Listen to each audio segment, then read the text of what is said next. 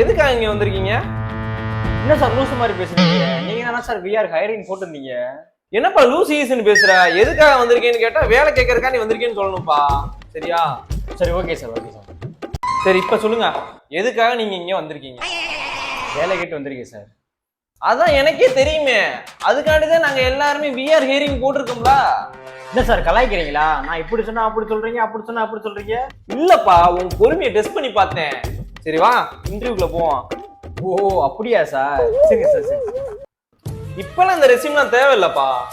யோ resume தேவையில்லைன்னு சொல்லிட்டு எனக்கு 10 ரூபா மிச்சம்யா. அந்த 10 ரூபா வச்சு நான் டீயாவது குடிச்சிருப்பேயா. என்னப்பா தம்பி யோன்ட்ட ரெசியூம் தேவையில்லைன்னு சொன்னா உங்ககிட்ட இருந்து ஒரு ஸ்கில் எதிர்பார்க்கறேன்னு அர்த்தம். இது தெரியாம நீ மரியாதை பேசிட்டேயா? சாரி சார், எனக்குன்னு எந்த ஸ்கில்லும் பெருசா இல்லை. ஆனா நீங்க ஏதாவது சொன்னீங்கன்னா அது உண்மையா இருந்தா எனக்கு தும்மல் வரும் சார். சரியான ஸ்கில்லா இருக்கேப்பா.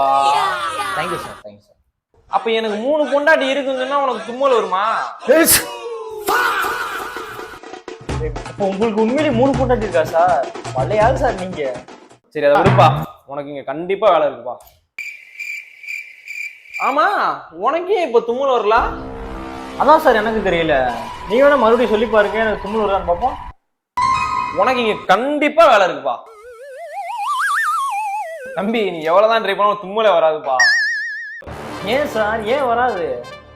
தம்பி உனக்கு தும்முன்னு வரலாட்டி வேலையிலன்னு அர்த்தம்ப்பா. இந்தப்பா நீ கிளம்புப்பா.